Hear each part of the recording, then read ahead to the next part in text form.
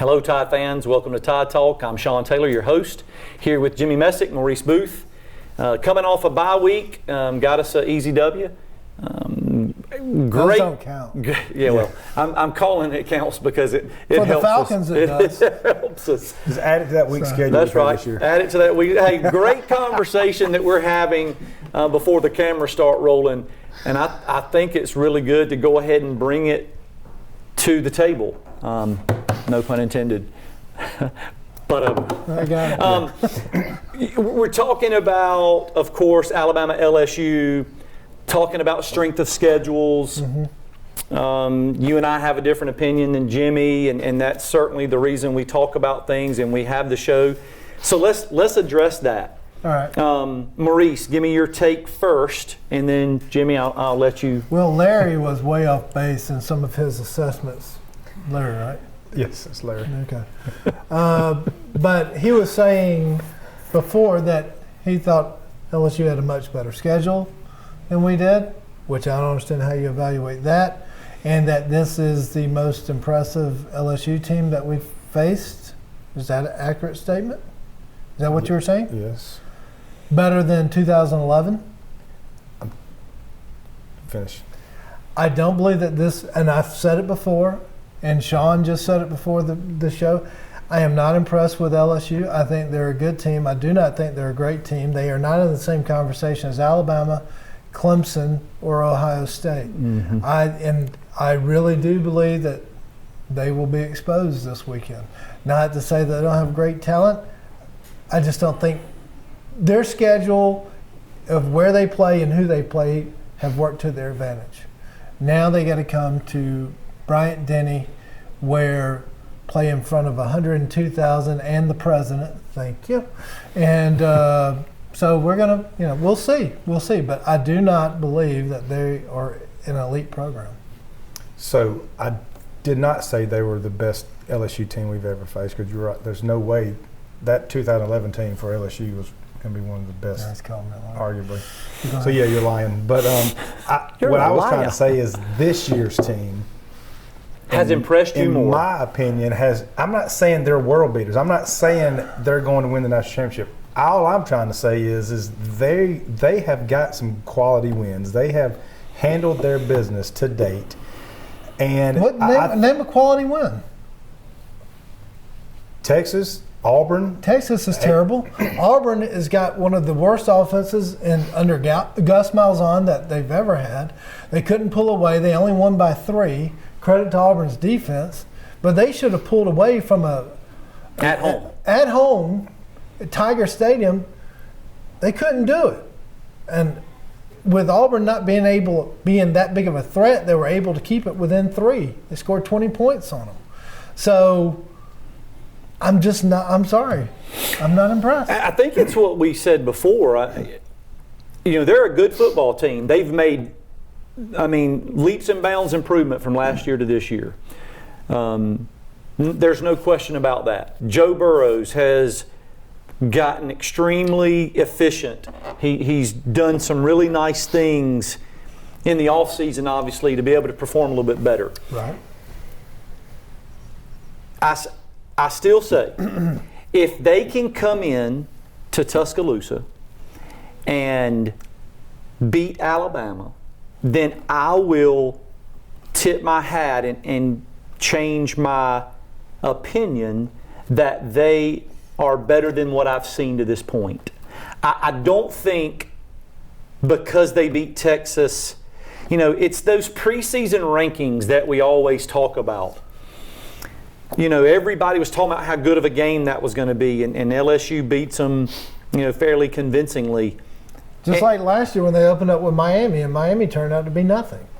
I'm just not a believer. Well, we could say the same thing. We opened with Florida State a couple years ago, and that was, they were trying to make that the game of the year, and they were trying to put the hype on that, and it really wasn't close. And Florida State, granted, their quarterback gets hurt, but they ended up being a flop, which ultimately, and pay attention now, because the people toward the end of the year started talking about that. As far as Alabama's quality wins, they were not counting Right. Because we argued. Well, they were ranked number 3 at the time. Right. We were arguing, but that we can't help it that they ended up playing badly, at the time. Well, at the time, Texas was ranked, in the top 15. Yeah. I just don't think Texas is a very good football team. They play in the Big 12, which is not very good. We watched Kansas State, who was unranked, beat Oklahoma, the mighty Oklahoma and Jalen Hurts, and beat them convincingly. The score didn't reflect that. They beat them convincingly. So, with all that being said, if they come into Alabama and they do work and they beat us, I will say, okay, they're better than what I thought. Right. Well, I just don't think. I'm not an LSU fan, of course. No, yeah. I am playing devil's advocate. But it's a little good. bit. It's for good debate. It makes for good TV. So here's the thing: we were talking, of course, off air about Oregon, having one loss, winning out, and you thought Alabama, LSU would have a better chance. I think Alabama, LSU, that there'll probably be 2 SEC teams that make. So if Alabama beats LSU, you're saying LSU can still kind of slide in that back door like Alabama did a couple years ago, or you're saying if LSU beats Alabama or whatever. I don't think Oregon's done. I think they probably have another loss. They always choke one late in the year, and the rankings come out. The official rankings, none of this AP, all of it comes out to. I don't care what you say. Anytime that those rankings come out, teams that aren't used to it. Like in Oregon, especially Georgia. Yeah, that's a shot. Y'all just aren't used to that pressure. When you get in that top 4, and you got to hold on to it. People then teams start playing, let's not lose. Not let's win. But the argument was if but Oregon, I don't think they can Oregon had one loss and they went out and win the Pac-12. But you said LSU. You're taking something out of the conversation. You're listening too much to Heather Dench on ESPN that she loves Oregon. Oregon lost to Auburn. Auburn's got to play us. They're going to play Georgia. They're off this weekend. So, to me, I know you differ, that would be 3 losses. So you're going to put a team that lost to Auburn that has 3 losses ahead of other teams that would have 1 loss. But you just said LSU's not that good. They're trash. I didn't say they're trash. They haven't played a good schedule. Let's run the tape back. Chris, can we run the tape back? I said that they are good, not great. That they're not world beaters. That they're not in the same conversation. I see where you're going with it. You've got to have a 4th team. You made my point too when you're talking about the whole argument about FSU. Why are you being so defensive? So I see where you're going with it. They could have the same argument. Here's what I think. I think if based on the rankings that's going to come out this weekend, tomorrow night, Alabama. I'm not in any order. The 4: Alabama, LSU, Clemson, and Ohio State are going to be in the top 4. Great. Okay, and I think based on those rankings, if LSU loses to a number 2 Alabama, in some polls number 1, and then they win out, I think they potentially can still, because they're losing to the Alabama. Right. And I think if Alabama, and they've got those quality wins against those other teams that you're saying that not that good a team. So that's the argument they're going to have. I think that also, if Alabama loses to, at the time, the number 1 team in the country, and Alabama wins out, I think they easily can get in. I think that if LSU loses and Texas loses another game, Auburn loses another game, now they're going to say about their quality wins, because who else have they played? Auburn's going to lose 2 more times, by the way. So again, man, makes for good conversation, and we're Alabama fans, and of course we want to see Alabama get there. You asked a question earlier before the show about, or made the statement, you've never really been nervous in a long time with respect to Alabama, losing a game or what have you. That's going to be, I think that's important. We're going to take a quick break. We're going to come back and talk about that. Talk about, can Alabama lose? Without a doubt, they can lose. So let's hold the thought. Tide fans, hold your seats. We're going to take a quick break on behalf of Bob Inglis and State Farm. We'll come back and discuss the big game coming this Saturday. All right, be right back.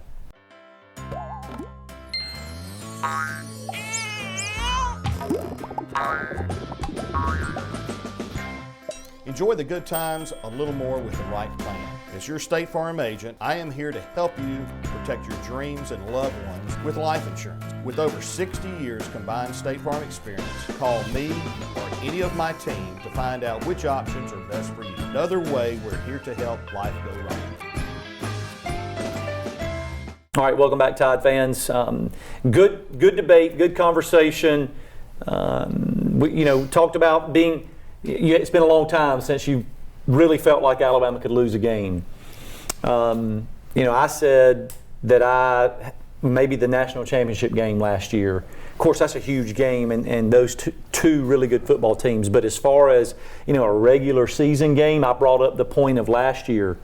I felt like LSU had a better chance last year at home as the number 4 team in the country with, that defense that they had. Devon White, who's the guy, Delpit in the DB that went, was a first round pick. Oh, they always have the DBs.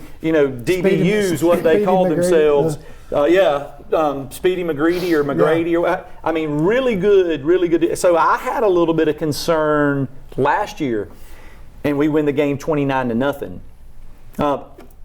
I'll be honest, Leonard Fournette, when he's there, the Jokers, they rated the number 1 running back in the country. Yeah. And I had a little bit. But here's the thing. I was thinking about Leonard Fournette and then guys that played after him. They both ran their mouth before the game. But the difference is this year is they have a quarterback that can throw it. And our defense is not as strong as we've seen. But I think they could, and you want to talk about X's and O's, I really think controlling, I'll let our DBs go against Burrows and their wide receivers. Can't do it all game long. They're going to connect on a few. But you still have to contain the run. You can't let that little running back get loose like he did a couple times against Auburn, which was his best game. So the difference is this year than any other year, they've got a throwing attack that the run can live off of. And again, I hate talking about past, but you're right. Last year's team, our defense wasn't near as good as I don't think as good as our defense is this year, but their offense was trash last year. Their offense is tenfold way better. Right. Yeah. And that's, again, why I keep saying that this game makes me a little nervous because, they are improved regardless. But it's going to be interesting. Again, honestly, I don't really know what kind of rushing attack they have because every time you look at stats and see highlights, it's their quarterback throwing the ball over the field. So I don't know what kind of running game they have. But I think if we can make them one-dimensional. I just looked at some numbers the other day, and there's some things that balance out. They were showing the matchup, with their rushing and our, their rushing offense and our rushing defense and things like that. And there's some, where they're ahead of us and we're ahead of them and back and forth. So it makes for, on paper, a pretty balanced game, a very evenly matched game. Here's my take. We talked about this last week, them coming off the Auburn win. I'm not at that level, but if I'm our defensive coach, I'm running a lot of man-to-man, knowing that we're going to get some pressure up front with Lewis and Jennings and those guys. I'm running a lot of man-to-man, and I'm making Joe Burrows throw the long ball. I think he's going to be able to throw some short stuff because it's almost impossible to defend so well that little 5-yard, 10-yard curl, that sort of thing. They're going to get some of that. However, I think that our DBs are way better than what they've seen to this point. I can't imagine they're going to break a bunch of those, which they've had some success this year. And then the flip-flop, we're going to be able to match them score for score. Our offense is, so that adds pressure that I do not believe Joe Burrows has faced this year. Can we match them score for score with a not so healthy Tua? I'll take Mac Jones. I'll take Mac Jones and we'll match them score for score. I think our running attack is better They've only had a little bit of success rushing the football. We were way better rushing the football than them. They were 60 plus, I think, in the country with respect to rushing. So, I'm telling you right now, from our defensive side of the ball, they will absolutely see something they haven't seen this year. Yes, as far without as a doubt. schematically goes, and some blitz packages, just based on what I'm reading. We're going. Have you ever have seen? I can't. The only time I can think of a Nick Saban team with weeks to prepare, not come out ready. Oh, jeez. Other than last year's national championship game. Mm-hmm. Well, yeah, and then we make excuses if you want to, but when half your coaching staff is getting ready to leave, making the plans focus, to go somewhere else. So it's going to be a good game, Jimmy. I don't question that at all. I think they're a little more prepared than they have been, which causes us to be a little more concerned. But man, it's at home. That's a bonus for us. In front of the president. Our defense has progressively gotten better. That's a bonus for us. Yes. Our DBs, we've talked about before, is the strength to our defense this year. That's a bonus for us. We're just now starting to get some pressure off the edge. And now we talked about the new kid, the Barrymore kid, getting pressure in the middle and his energy and engine. And you're right, we haven't really done a whole lot defensively because of the youth. Does LeBron Ray, is it 6 weeks yet? Has he? He's still out. You know, Well, I think everybody has stepped it up on the front honestly, side. the only thing, I'm again very confident as far as our defense goes, what we're going to show, what we're going to bring to the table. I love the edge we have now. Of course, our DBs, again, I think there's probably 3 or 4 of them going to be in the NFL before it's over with out there. The only thing that really bothers me, I guess, or gives me angst is are they going to be able to match up Shane Lee on a tight end or a running back? I mean, how do they? Because I guarantee you, when they look at our defense, I'm not saying there's a weakness there, but sure, if there is, youth and inexperience. I mean, he's not as quick. He can't cover. I mean, you can read it, look at the stats. So that's the only thing is that will LSU be able to expose that at all? Well, I'm going to be kind of curious. It's going to be a chess match because I'm going to tell you. You know what we've been doing lately? We've been bringing in Markel Benton, who is way quicker. He is more of a cover guy. He's coming in on a passing down. He's taking the guy out of the backfield or the tight end. And I would expect him to play probably as much, if not more. He's going to get a lot of playing time. I would probably guess, you want to talk X's and O's. I think you see a lot of dime packages in that you'll see 6 DBs out there. For that matchup, you just eliminate Lee, take him off the field, or you blitz him to put some pressure on Burrows. And then you put a safety or strong safety that walks up, or Benton that can run a little bit better to be able to cover that tight end. You give Saban 2 weeks, he can drop a game plan. And I think he knows now. Credit to, people probably wonder, what are you looking at? Well, sometimes it's Tinder, and other times it's these NCAA stats. And, I had looked at it before. I was also looking at the stats of the running back number 22 for LSU. But LSU does come in with a 4th-ranked offense as far as everything, scoring and yardage and so forth. We're number 9. Defensively, we have, like you said, improved as the weeks go on. So I'm comfortable with what we are, where we are. I think LSU's is a little bit inflated, so to speak. You can say the same about us, but they've had most of their games at home. Their schedule has worked to their advantage.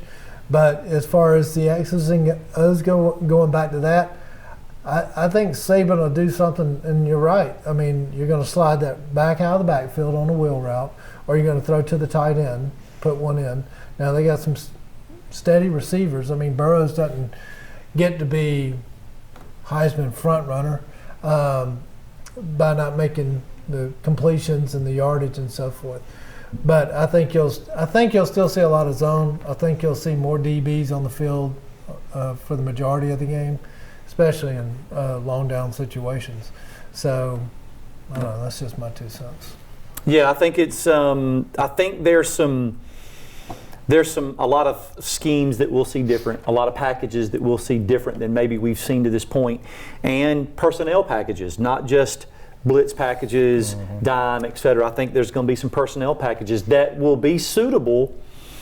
It'll be, or can we execute what's called? Can we execute and do what we're supposed to do? And I know we're getting on a break, but that's a good point, and I guarantee you that's why Benton's been playing, getting him ready for some packages for this game. That's right. I guarantee you that's what it is. So let's take a quick break. Hold your seats, Tide fans. On behalf of Bob English and State Farm, we'll be right back with Tide Talk. Hey, Bob.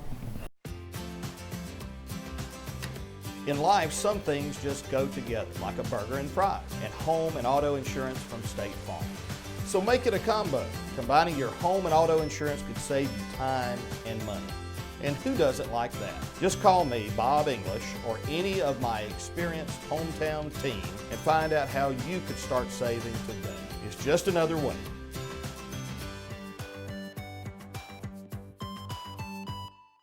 All right, welcome back, Tide fans. We were just talking before the last It's not tender. before the last segment about just different personnel packages, things that we may see differently. And I'm gonna tell you, Jimmy, Christian Harris started playing extremely well, moving to the football really well. Shane Lee obviously is a run stopper. I think we'll see Markel Benton, Christian Harris, Shane Lee intertwined. I think you'll see a little bit of that. I do believe that our front guys, Raekwon Davis, the Barrymore, the DJ Dale, Terrell Lewis, Jennings, they're going to have to work as hard as they've worked. They got to play their best game. Yeah, they got to play their best game. And I think that that's in us still. I don't know that we've seen that to this point. That front four and really front three, the two outside guys are linebackers, but that group, Terrell Lewis has been overcoming injury. Jennings has been a little nicked up, but he's been playing through it. Raekwon Davis has been kind of silent. He hasn't dominated. I see him getting blocked. Somebody like him should have to be double teamed or at least have a chip block on him. I've seen tackles dancing with him. Yeah. When I say dancing, that ain't a good thing. That's just standing there trying to get through it. Now, good run stopper. You're not moving him.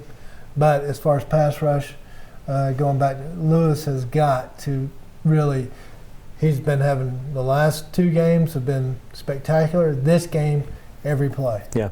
Every play. Yeah, I'm really excited to see how our defensive front. I believe I'm very confident in our DBs. Very confident. I think that's going to be a great matchup. They've got Jefferson and the other kid. I'm losing track of his name right now, but they've got a couple of good receivers that I think are quality receivers. Yeah. Here's what I like. I like the fact that our guys have been questioned. Alabama has been challenged. Called out. They've been called out. And, Jefferson, their wide receiver, calls us out at our place. I mean, that's... Gotta love that. Yeah, I mean... Oh, yeah, they've definitely given us some bulletin board material. Yeah, some locker room material. But here's the big question I want to ask both of you. Finally, we get to the big question. Yeah, the main event. I'm a Virgo. We're 8-0. Oh, okay, sorry. yeah. Thanks. Sorry. We're 8-0. Chance to obviously make the playoffs, play in the SEC championship game. Is this game important enough to start Tua if he's not 100%? If you have to make that decision, Jimmy, what do you do? If he's 80%, no. If he's 90%, yes. Okay. So the difference is 10%. Hey, good math. Thank you. Where'd you go to school? Roll Tide. Yes, he plays. If he can walk out of the locker room, he plays. I put enough tape on that ankle and a brace to where that thing's not going to bend except up and down. It's not turning either way. And it's not his plant foot. It's the other foot. So, yeah, he's going to play. All right, let me ask you this then. Ask me. If he starts again, I think he'll start. I think he's going to be probably 90-95% personally. But I'm sorry for the heavy side, but the dude practiced last Wednesday. Yeah. Last Wednesday. So let's say he's ineffective. I mean, I guess there's always that chance. Blasphemy. And maybe you do see him favoring. I mean, what do you take him out at any point, or you just leave him in there? Yeah, if he's hurt, and I'm not saying keep him in there until his leg falls off, but I think first of all, he gets the ball out in under 3 seconds. I think it's 2.4 seconds for those quick slants and so forth, and I don't think there's really that much of a threat, especially from a shotgun point of view. You're getting out the pop pass or a quick slant. And sometimes, some of his completions are, here you go. Right. The jet sweep, which is a pass. Exactly. It's 3 inches from a handoff. So, I think he plays and he's fine. I think Mac Jones will play fourth quarter. Well, you asked, or you said that, you thought we could go with him toe-to-toe with Mac Jones. I mean, if that's the case, I mean, if he's 80-85%, do you really hobble him out there thinking we can go with this guy? Or do you start Mac Jones and maybe Tua's in relief? Well, I'll answer that, Jimmy. I mean, thank you for asking. Yes, I appreciate y'all giving me a chance to speak. Absolutely. I guess this is your show, right? If Tua cannot play the way he plays, I'm not even going to talk about the percentage, 100%, 90%. If he cannot play the way he plays, I do not believe that it's necessary to start him. I am confident enough with our offense, with Mac Jones, and I believe Mac Jones is confident enough with our offense, especially at home, that we can play them head-to-head and have success. Would I like to see Tua as the starting quarterback and be healthy? Without a doubt.